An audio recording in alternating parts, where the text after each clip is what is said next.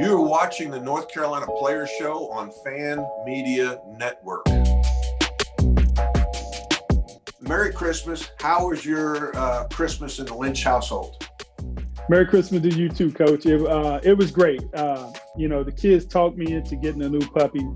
Lord knows I made more trips to the outside with this puppy and trying to puppy train him. So I wouldn't say that my Christmas was great because I had early mornings. It's like having a new child in the house with changing diapers and trying to train him to go. They got these new pads now. He misses the pad every time. So I was like, look, I'm taking him outside. He misses the pad. That's funny. Every time. He's shooting free throws. He's shooting free throws like I shot him. That's funny. Well, I treated myself to a La Terrain compass watch. I see that tonight. Yeah. And I think I can hook you up. They are going to be a little bit of a sponsor for us. So La Terrain, it's a sweet watch, and I'll try to get you hooked up there, George. So we'll make sure that we're always on time, as Coach Smith and Coach Guthridge wanted us to be. And I appreciate that in you because, before this show, you're always prepared. You're always like, hey, send the Zoom. We're still on for 10. And I think back to the training we got at Coach Smith and Coach Guthridge. Coach Smith would often say, if you're late, you're telling other people that your time's more important than theirs. So I appreciate your punctuality. I appreciate it. Thank you, Coach. Yeah, he definitely, I don't know if that was fear. He scared the daylights out of me, but it's worked. It's after 30 years of being away from Carolina basketball, I'm still on Dean Smith time. Yeah. Do you ever remember a player being consistently late? Yeah, my roommate, Kenny Harris, he was always pushing the limit on the time. And I think that kind of, resulted in some of his playing time. He could never be on time for something. He would be right there in the locker room and was still, I had to go back and get my shoes or something. He was always pushing that envelope. And he ended up transferring to VCU, right? Yeah, he ended up transferring to VCU, had a great career there. Great guy, but just always had Coach Guthridge looking at his watch. What was the punishment for Kenny if he was late? Well, it was definitely, if you were wherever your rotation was, you would lose time. Right. And then if it became a consistent behavior, you would have that Laurel Hill run or run to the golf course with Coach Guthridge, and that was long distance was not in my favor. So I tried to avoid that at any cost. Yeah, you didn't want to be late, man. I mean, Coach Smith, did Coach Smith keep the weighted vest? You know that blue kind of ball rack that they had all the stuff in, like the whistles and they had this weighted vest hanging on the corner. It was just kind of a constant reminder that if you're late, you put the weighted vest on and you ran the stadium steps. Was that weighted vest around when you were playing? That weighted vest was around. I believe I could smell every player who wore it before me. It only took me one time. I don't know. When I came into Carolina, I was probably, with that class, it was myself, Kenny Harris, Scott Cherry, Matt Winstrom, and I was probably the highest recruit in that class. And I believe Coach Smith tried to make a point. I don't know what I did in practice, maybe missed the box out or something, or maybe looked at him, kind of crazy because I was tired, but not because I was being disrespectful. He put that vest on me and made me run. I swear, if back then practices was almost 3 hours. There was no, right. we gonna stay in here until we get it done. And I probably got through the warm-up part of practice, the first part of practice where we warm up, do the layup drills and all that. And for some reason, I'm not for sure what I did. It might have been stations where it was a box out drill. I missed the box out. and he put that vest on me and made me run and forgot about me. I swear I was running the Smith Center I ran the Smith Center for at least 2 hours, and that was the last time I wanted to see that vest. The steps, right? Yeah. He forgot. He puts that vest on you. He forgets about it. He does forget you. Yeah. And I was a freshman, so he was like, I don't need a freshman in practice anyway. Right. No, that's funny, man. That weighted vest was just a constant reminder of you don't want to be late. You don't want to be late. And it only took one a year, right? For somebody to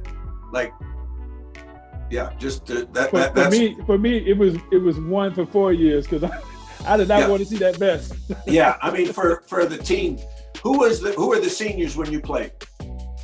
So my freshman year, the seniors were Scott Williams, Jeff Denny, Kevin Madden, Scott. So pretty much the two seniors that played majority of the time was Scott Williams and Kevin Madden. Yeah. And then who were the juniors? So I had that class with Rick Fox, King Rice, Pete Chilcutt. Hubert was a sophomore. He was just a year ahead of me. So that was the group of guys. Yeah. Good guys, good competitors. And Rick, and I'll have to say, Rick was kind of hilarious. There was some stories in practice that Rick would get up under Coach Smith's skin, man, and do some things that I was like, man. What would he do? So Rick, Coach Smith was always trying to get Rick to do certain things a certain way, and Rick will always do the opposite. And Coach Smith came to practice one day and was like, Rick had turned the ball over several times, and Coach Smith was, the emphasis was take care of the ball, share the ball, make the right play. And Rick was, trying to get in his bag of tricks and do his thing. And Coach Smith was like, my gosh, Rick, if I tell you, maybe I need to tell you do the wrong thing and you'll do the opposite. So he told Rick to turn the ball over. Rick came down and just threw the ball in the stands and everybody froze. And of course, Coach Smith came back with, well, my gosh, at least you're listening to me. and Coach Smith, so and people always, Coach Smith had that presence about himself.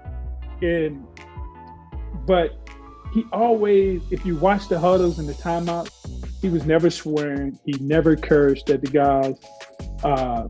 He was always under control. And for a young guy like me, it took pressure off me because anytime you look at Coach Smith, he was that guy. He was that,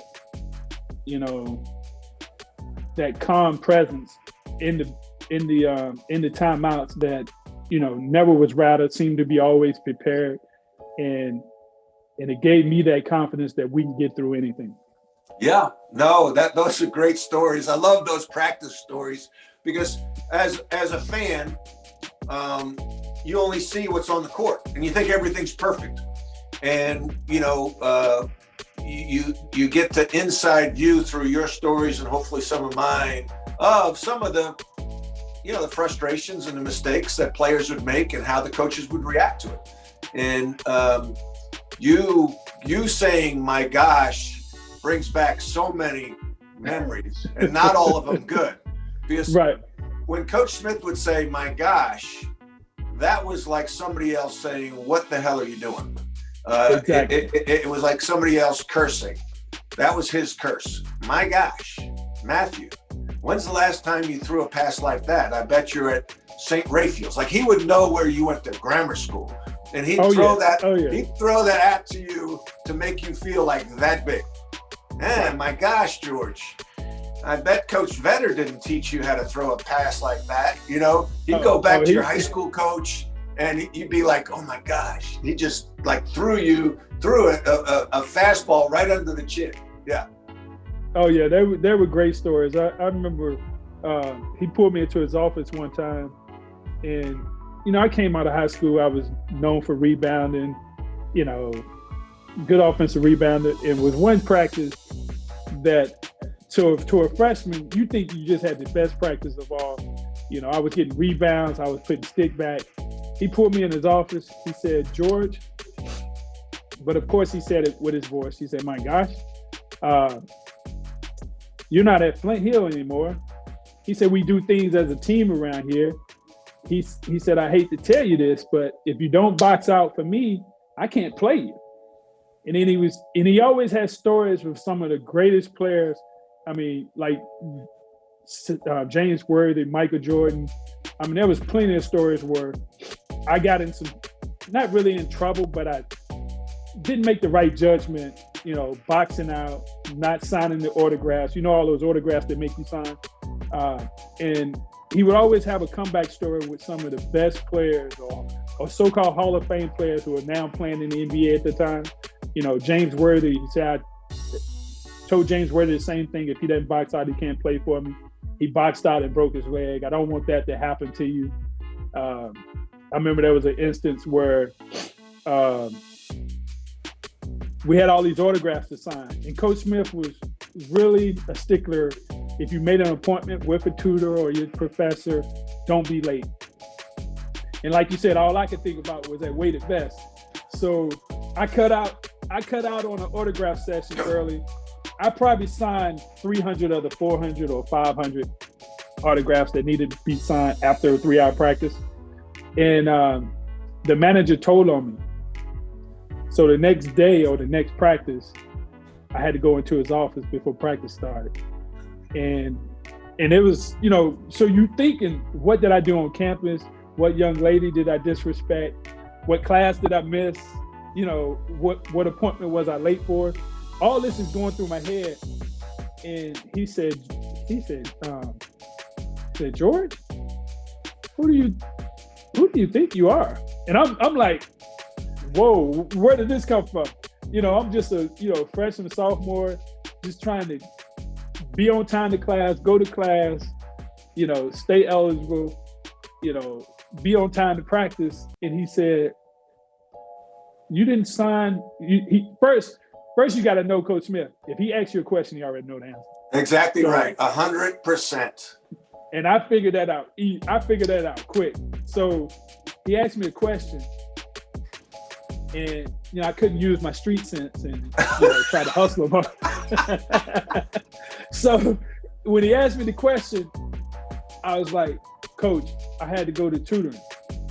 He said, and like you said, when he make you feel this small, he said, "You're not Michael Jordan." He said, "Michael Jordan signed every autograph on campus that was requested of him."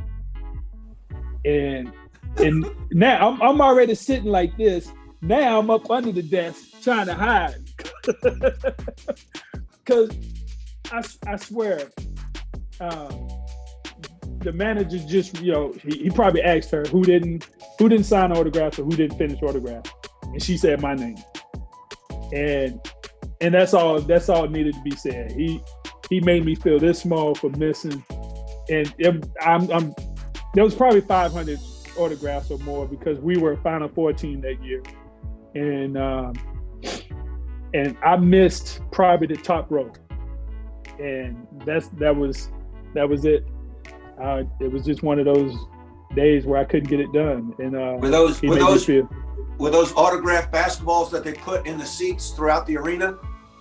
There was basketball, there was pennants, there was the posters. What else? There were anything, jerseys, those little flag banners. And I swear, Coach, I missed probably, if there was 500 autographs, I maybe missed the last 100. Right. And you didn't touch the line, George. You didn't touch the line. It's like running sprints. Coach Guthridge is always down there. And if you don't touch the line and you miss the baseline by that much, Coach Smith would raise his hand and the whole team would have to run the sprints over again. It's about accountability. It's about doing what you say you would do. It's all about the little things. And those are some of the best lessons we learned as players at North Carolina. To host a player show or appear as a player on a player show, simply create a profile on Fan Media's iOS app or website. Select your teams and make a short intro video on your phone.